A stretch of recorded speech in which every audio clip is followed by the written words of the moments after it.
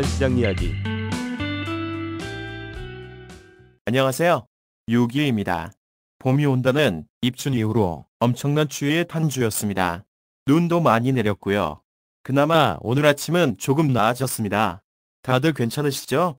봄이 오기까지 몇 번 더 꽃샘 추위가 있을 테지만 봄은 올 것이라 믿습니다. 그럼 2월 10일 외환시장 이야기 시작해 보겠습니다. 지금의 외환시장은 결국 트럼프의 관세 정책에 좌우되는 움직임입니다. 다른 분석에 의미 없을 만큼 관세를 가지고 장난질하는 트럼프에게 달려있다고 해도 과언이 아닐 것 같습니다. 트럼프는 취임 전 예상대로 관세 전쟁을 시작했으나 공포탄만 쏘는 느낌으로 상대국의 주의를 환기시켰고 관세 불가에 대한 시점을 연장해 협상의 우위를 점하고 상대국을 길들이게 하는 모습을 보이고 있고 이에 세계는 안도했다고 하기엔 불안하지만 어느 정도는 한숨 돌리는 모습으로 조용한 움직임을 보이고 있습니다. 엔화 역시 일본의 작년 말 성과급 지급 등으로 인해 실질 임금이 조금은 상승했고 이로 인해 물가가 소폭 상승하고 있다. 그래서 1월 금리 인상 이후 향후 전망 역시 물가 안정을 위해 금리 인상을 할 수 있겠다는 의견을 지속적으로 보이면서 강세의 모습을 보이고 있습니다. 일본 당국의 주요 인사들에게서 연일 금리 인상 옹호론이 언급되면서 엔화의 낙폭은 150엔 후반까지 하락한 이후 되돌림을 받고 있습니다.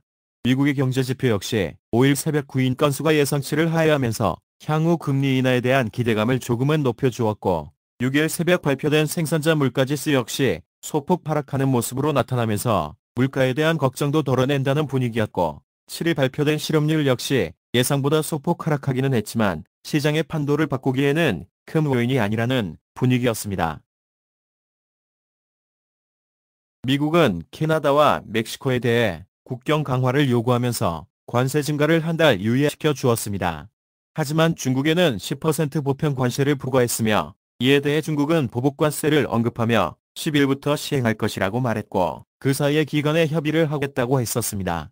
그리고 10일인 오늘까지 양 정상의 통화도 없었고 아무런 일도 발생하지 않고 월요일이 시작되었습니다. 이상하리 마치 조용한 주말을 보낸 것이 양국 사이에 물밑 협상이 있지 않을까 생각합니다. 주중에 어떤 결과가 나오면 발표하지 않을까 생각합니다. 이런 분위기에서 미중 무역 분쟁의 우위를 누가 가져갈까 생각해 보았습니다. 먼저 중국의 입장에서 살펴보겠습니다. 지난 2023년 자료로 중국의 주요 수출국입니다.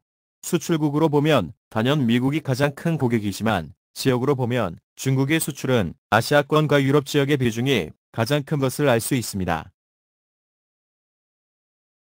또 23년 자료에서 이미 미국 시장에서의 중국 비중은 상당히 축소되어 있고 오히려 미국 시장 공략을 위한 다국적 전초기제 역할을 하는 멕시코의 비중이 중국을 추월하고 있는 모습입니다. 미국 전체 수입액 중 중국의 비중 역시 해마다 감소하고 있고 23년 15%, 24년 말에는 10%가량이라고 발표되고 있습니다. 이러한 상황에서 트럼프의 중국 때리기는 과연 효과가 있을까? 그리고 이미 중국 제품의 기술력이나 가성비가 어느 정도 수준에 올라와 있는 상황에서 10% 정도의 관세 증가로 인한 가격 상승은 중국 제품 판매에 큰 영향을 주지는 않을 것으로 예상하기도 합니다. 정말 진정으로 트럼프가 관세 전쟁을 하면서 얻고자 하는 것은 무엇일까 한 번쯤 고민해 봐야 할 것 같습니다. 그럼 지난주의 엔화 시장 살펴보겠습니다. 일본 당국은 지속적으로 금리 인상을 언급한 한 주였습니다. 지난 연말 성과금 지급 이후 임금 상승의 효과와 시중 유용성 증가 등의 요인으로 물가가 상승하고 있고 경기 침체에 대한 언급보다는 인플레이션 구간에 진입해 있어 금리를 올려야 한다고 주구장창 이야기한 한 주였습니다. 1월 금리 인상도 약간의 무리수였다고 생각했지만 현재 일본 당국자들의 발언은 추가 금리 인상으로 0.75%, 과하면 올해 안에 1%까지의 희망 중립금리에 도달해야 한다는 언급을 하고 있습니다. 결국 이는 미일 금리 차익 축소로 인한 엔화 강세를 유도하는 입장으로 보여집니다. 왜 이렇게까지 무리수를 두는 걸까요? 개인적으로는 달러 강세를 원하지 않는 트럼프 정부와의 물밑 협상이 있었나? 아니면 알아서 엔화 강세를 만들어 트럼프와의 협상에서 좋은 분위기를 이끌어내기 위한 사전 작업인가 싶기도 합니다.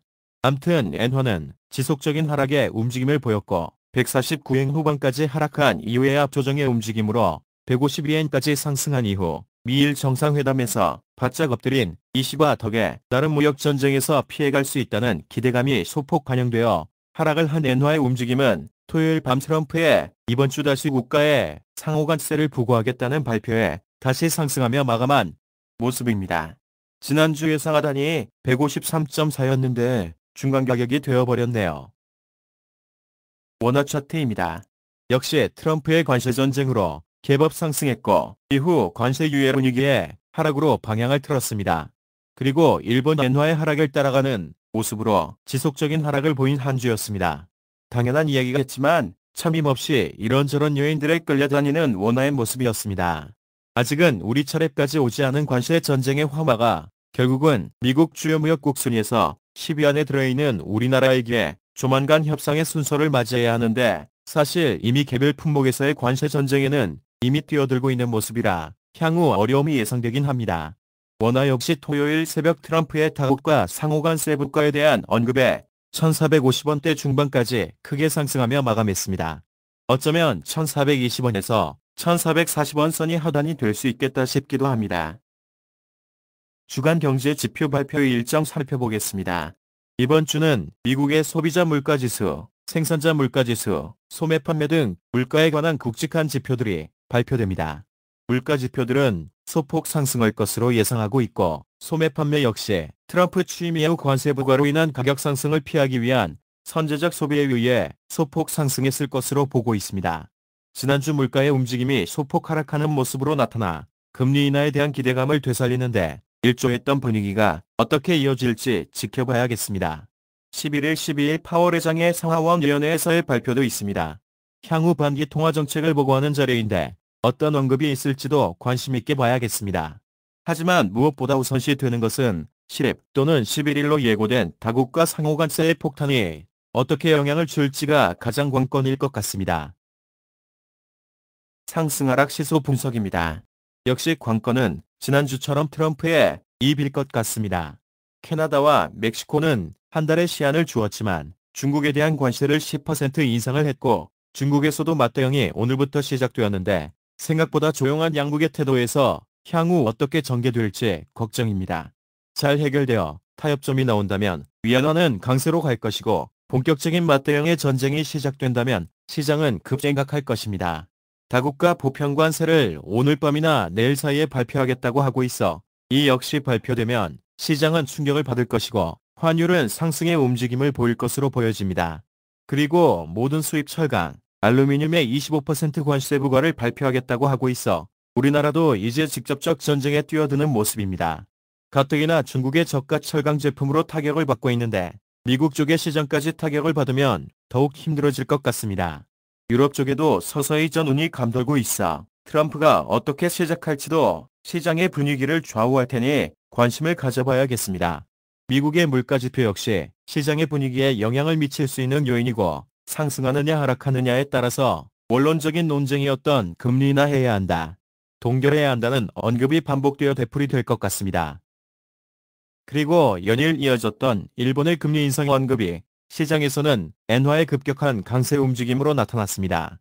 단기 변동폭인 148엔에서 159엔을 찍고 하락을 해서 78.6%대인 150.8엔까지 깊은 하락을 보여줬는데 추세 전환의 기점이라면 추가 하락할 테고 그렇지 않다면 이번 주는 되돌림의 모습을 보이는 한 주가 될 것 같습니다.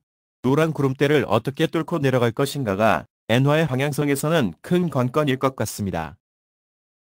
국내 증시의 외국인 매도 움직임이 계속 이어지고 있고 이 부분은 환율의 저점을 든든하게 받쳐주는 역할을 하고 있습니다. 만약 반도체 쪽이 살아나서 순매수로 돌아선다면 환율은 추가 1,400원대 초반까지 하락을 기대할 수 있겠지만 지금의 분위기에서는 추가 하락의 요인이 되기는 힘들 것 같습니다. 이런저런 요인들이 상당히 밀접하게 몰려서 영향을 받는 상황이라 상승과 하락의 요인이 한 끗 차이입니다. 이번 주도 재미있는 한 주가 될 것 같습니다. 그럼 이번 주 관심 있게 볼 내용들 다시 한번 정리해 보겠습니다. 트럼프의 관세 전쟁이 어떻게 전개될 것인가? 중국은 미국과 전면전을 시작할 것인가? 아니면 물밑 협상으로 하나의 타협점을 발표할 것인가? 일본의 금리 인상 분위기는 언제까지 이어질 것인가? 무리한 금리 인상으로 충성을 다짐한 이시바는 미일 정상회담에서 방위의 2배 증가, 엄청난 투자 등을 제시했지만 이렇다 할 성과는 가져오지 못했습니다. 향후 어떤 성과를 이끌어낼지 그에 따라 엔화의 강세는 과연 추세 전환을 이루고 140엔대로 하락할 수 있을 것인가도 관건일 것 같습니다. 이번 주 미국의 물가 지표들은 과연 어떻게 시장에 영향을 줄까? 그리고 파월 의장은 하원 의회에서 향후 금리에 대한 방향을 어떻게 잡고 있다고 언급할까도 지켜볼만 하겠습니다. 다국가 관세 정책을 본격 발표하겠다고 언급했고, 철강, 알루미늄 등 본격적인 우리 수출품에 대한 규제가 시작되는 모습에서 국내 증시의 열국인들은 다시 돌아올 것인가도 환율의 방향성을 위해 지켜봐야겠습니다. 솔직히 쉽지 않아 보입니다. 최근의 움직임에서 하단은 1420원에서 1440원 사이, 그리고 상단은 1460원에서 1480원 사이의 범위일 것 같습니다. 이번 주 예상 변동폭을 살펴보겠습니다. 엔화는 149.2에서 154.4엔, 원화는 1440원에서 1464원입니다.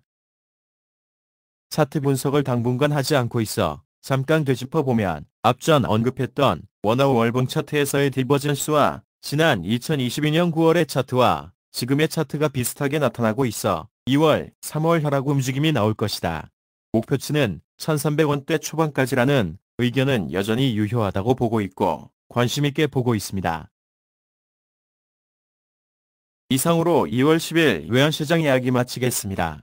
개인적인 일로 주말 끼고 지방에 갔다가 오전에 복귀하느라 컴퓨터를 사용하지 못해서 늦게 올리게 되었습니다. 양해 부탁드립니다. 구독자는 소수지만 월요일 오전 포스팅에 대한 부분은 소중한 약속이라 지키려고 노력하고 있습니다. 한강이 결빙되었다고 뉴스에 나올 만큼 추운 날씨도 시간이 지나니 다시 따뜻해지고 있습니다. 그래도 감기 조심하시고 따뜻한 봄날을 기다리는 마음으로 가끔은 햇살 아래를 걸어보시기 바랍니다. 수요일 대보름 둥근 보름달에 소원도 빌어보시고요.